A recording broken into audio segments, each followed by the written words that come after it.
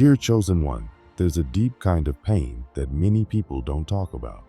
It's not the kind that comes from strangers or enemies. It comes from people who are supposed to love and support you. For those who feel chosen by God, those with a spiritual sensitivity and a deep inner calling, this pain often comes from a surprising place: the church. The very place that's supposed to help you grow, heal, and feel closer to God can sometimes become the place that hurts you the most. And this pain can be confusing and hard to carry. The church is meant to be a home for the broken, a place where people come to find peace, connection, and truth. But for many chosen ones, it becomes a place of struggle. This isn't because God isn't in the church. God is always present. The problem happens when people start using the church in ways that go against what God intended. Instead of building up others in love and truth, some people use their position to control, to judge, or to gain power. And when you're sensitive to the Spirit, you feel this deeply. If you're someone who has been to church, done the right things, and still felt unseen or misunderstood, you are not alone. If you've given your time, your energy, your gifts, maybe you sang, taught, served, or helped behind the scenes, but all you got in return was gossip, jealousy, or silence, then you know exactly what this pain feels like. You didn't do anything wrong. In fact, your experience may be a sign that you carry something powerful, something the world and even the church isn't always ready for. Some people are chosen to walk a different path. They aren't meant to fit in with the crowd. They don't move based on tradition or routine. They move by listening to the quiet voice of God inside. When the church becomes more about rules and order than about spirit and truth, these people feel out of place. Their freedom, their fire, their spiritual gifts can make others uncomfortable. And instead of being celebrated, they are often criticized or pushed away. But this isn't a reflection of who they are. It's a reflection of what the system fears. The church, in many places, is built on structure. There are positions, titles, and systems that help it run smoothly. But sometimes these structures leave little room for the Spirit to move freely. Chosen ones don't follow man-made systems easily. They are led by something deeper. They ask questions, they challenge routines, and they bring change wherever they go. That can feel threatening in a place that values order over flow. And so, instead of being welcomed, they are seen as troublemakers or rebels. But they're not rebellious. They're just awake. You were never meant to be silent when something is wrong. You weren't made to follow the crowd if it means ignoring your inner truth. That strong feeling you get when something feels off, that's discernment. That's the Spirit guiding you. And when you bring that kind of light into a space where people are hiding things, it exposes what they don't want to face. People might call you too much, too intense, or too spiritual, but the truth is you're just tuned in. You're seeing what others pretend not to see. Another painful truth is that in some churches, people end up worshiping leaders more than God. You walk into the building looking for God's presence, but what you find instead is a show. Big lights, smooth words, loud praise, but something feels empty. It feels like the focus has shifted. Instead of being about God, it's about personalities, power, and image. You notice this. You feel the difference. And because you won't play along, you get labeled as difficult, unfaithful, or uncommitted. But really, you're just being honest with your spirit. You can't pretend everything's okay when your heart says otherwise. You can't sit quietly when you see people being misled. You don't want drama or attention, you just want truth. And when that truth is missing, it affects you deeply. So you pull back, not because you've turned away from God, but because you love Him too much to stay in a place where He's no longer the focus. That takes courage. That takes strength. It's not easy to walk away from a place that once felt like home. Your gift of discernment is strong. You don't just hear words, you feel energy. You can sense when someone is faking kindness or using religion to gain control. You notice the pride hidden behind the smile, the ego hiding in the sermon. You feel when something is off, even when no one else says it. That kind of gift can feel like a curse sometimes. It sets you apart.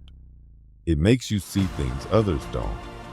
And because of that, people may distance themselves from you. Not because you're wrong, but because they're not ready to be seen. You were given this gift for a reason. It's not a mistake. It's not something to be ashamed of. Your ability to sense, to see, and to feel deeply is part of your calling. And yes, it may cause some people to misunderstand you. It may lead to rejection, but it also protects you. It leads you away from danger. It keeps you close to what's real. It helps you stay connected to God, even when others lose their way. That's a beautiful thing, even if it feels lonely at times. What you've been through in the church wasn't meant to destroy you. It was meant to shape you, to show you what matters most, to help you see the difference between true faith and empty religion. You didn't walk away because you didn't care. You walked away because you cared too much to stay silent. You weren't running from God. You were running toward Him. And in doing that, you're becoming exactly who you were meant to be. Strong, honest, spirit-led, free. Pain can be a teacher. It shows you what's real. It wakes you up. And while no one wants to be hurt, especially in a place meant for healing, sometimes it's that very pain that leads you to truth. God sees what you've gone through. He knows the tears, the questions, the lonely nights. And He's not mad at you for stepping back. He's not angry because you couldn't stay in a place that felt wrong. He's proud of you for listening to your heart, for trusting the Spirit over the system. There are others like you, more than you think, quietly leaving, quietly questioning, quietly healing. You're not crazy. You're not broken. You're not being too sensitive. You are chosen. You are spiritually awake. And the world needs what you carry. Your fire, your clarity, your love for truth. Don't hide it. Don't shrink. Don't apologize. The road might feel lonely now, but you're never truly alone. God is walking it with you, and He's leading you to people who understand, people who see you. The church may have rejected you, but God never has. His love is still with you. His plan is still working in your life. And this part of your story, the pain, the confusion, the searching, isn't the end. It's the beginning of something deeper, something more real, something rooted not in performance, but in presence, not in rules, but in relationship. You're not lost. You're being guided. You're not wandering. You're being reshaped for something greater. Take heart, chosen one. Your journey matters. Your truth matters. Your story is sacred. And even if the church didn't make room for your gift, God has already made a space for you in His purpose. Keep seeking, keep healing, and keep listening to that still, small voice inside. That's where God is, and He's not done with you yet. Sometimes religion can make it hard to really hear from God. Religion often wants to keep everything neat, controlled, and predictable. But revelation, the way God speaks to people personally, doesn't work like that. Revelation asks you to let go, to trust, to surrender. That's why religion and revelation can feel like they're fighting each other. You were born to hear from God directly, not just through traditions, but through dreams, visions, and quiet moments when your spirit feels something deep.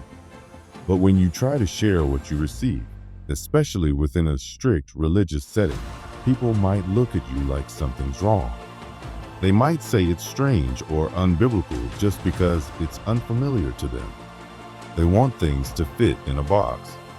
But God doesn't stay in boxes. The truth is, God hasn't stopped speaking. He's still revealing new things, fresh insights, to people who are open and willing to listen without limits.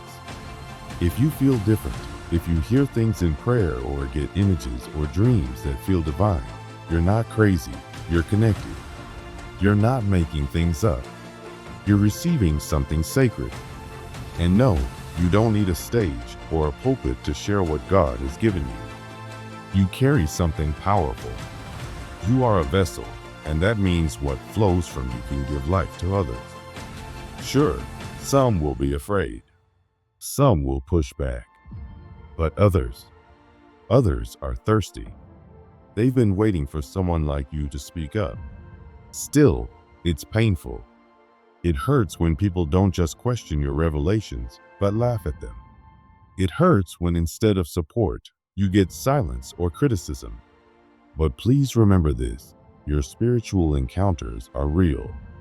You don't need human approval to walk in what God has called you to do. And no matter how isolated you may feel, you are not alone. When you first came into the church, you probably had open arms and an open heart. You expected to find love, encouragement, and a family. And maybe at first, you did. People welcomed you, smiled at your gift, maybe even celebrated it. But over time, things started to shift. You noticed that some people supported you only as long as your gift stayed small, manageable. But as it grew, when your prayers became powerful, when people started turning to you for comfort or wisdom, that's when jealousy crept in. Sometimes it wasn't obvious. It came wrapped in spiritual phrases, but you could feel it. The warmth disappeared. The leaders who once encouraged you seemed distant. The friends who cheered the loudest began to pull away. And the higher your light shined, the more the resistance grew. You weren't trying to take anyone's place. You weren't chasing fame. You were just walking in your calling. Still, your light triggered something in others, because light always reveals what's been hiding in the dark. Don't let that make you shrink. You weren't called to make everyone comfortable. You were called to shine. Keep showing up. Keep being who God made you to be. You don't need to apologize for your anointing. It's not arrogance. It's alignment. Have you ever sat in a church service and just felt out of place? Not because of anything wrong with the people around you, but because deep in your spirit, you felt like you were meant to be somewhere else, doing something more? Like the four walls were too small for the size of your calling? That's because you were never meant to stay inside the building. You're not disloyal to the church. You're just called beyond it. Some of us are sent into unusual spaces, into business, entertainment, politics, education, even the streets. We're meant to be light in dark places, to carry the kingdom into areas the church hasn't yet reached. That calling is often misunderstood. Some people will think you're walking away from God just because you're not doing things the traditional way. They'll say you should sit still, serve, and stay put. But when God tells you to move, you have to listen. Jesus healed people outside the temple. Paul preached in prison. The Holy Spirit doesn't wait for church hours to move, and neither should you. You are not less spiritual because your mission looks different. You were created to help the kingdom grow beyond its usual boundaries. You don't want to go to church just to be entertained. You go to connect with God, to feel His presence, to be changed. But sometimes what you find is a performance, lights, sound, rehearsed words, and tight schedules. The songs feel more like concerts. The sermons feel more like speeches. Everything looks good, but your soul feels empty. That's because your spirit is hungry for something real. You felt the presence of God before, the kind that fills a room and leaves you speechless. So now, you can't settle for anything less. It's not that you're picky or critical. It's that you've been awakened. And once you've tasted something real, fake will never satisfy. You're not asking for perfection. You're just seeking truth, depth, honesty. You'd rather sit quietly in God's presence than be surrounded by noise that lacks power. That's not pride, it's purpose. You weren't meant to go through the motions. You were meant to be the church. And even if that means walking a different path, you'll keep searching for what's real. If your calling is prophetic, you already know how hard it can be. Prophets have never had it easy. Even Jesus was rejected in his own hometown. Prophets don't just repeat what's popular. They speak what's needed. They challenge people to grow, to change, to confront what's uncomfortable. That's not easy to hear, and it's even harder to say. People may turn away from you. They might label you, ignore you, or even attack you. And often, it'll come from the very people you are trying to help. But don't lose heart. The rejection is not a sign you're doing something wrong. It's often proof that you're doing something right. Your pain has purpose. It's shaping you, strengthening you. Don't let bitterness grow. Don't let the wounds stop your voice. Forgive, even if you never get an apology. Let go, but don't give up. God called you. God set you apart. And He's not done with you yet. You were born for something bigger. You weren't created to fit in. You were made to shift things. You have the power to change the atmosphere around you, to bring heaven into hard places, to speak life where others only see death. You are chosen, not by people, but by God Himself. So if this message spoke to your heart, if you felt seen, if it brought you peace or made you cry or helped you breathe a little easier, know this, it's confirmation. You're not alone. You're not lost. You're exactly where you need to be. Type 111 in the comments as a sign that you've received it, that you're ready to walk in your purpose, that healing has begun, that clarity has arrived. And if this message helped you, subscribe to the channel. Here, we don't sugarcoat. We speak truth. We speak purpose. We speak life specifically for people like you, the ones who never quite fit, but were never meant to. You are not broken. You are not behind. You are not forgotten. You are chosen. Stay sensitive. Stay strong. Stay bold. Stay faithful. And most of all, stay you.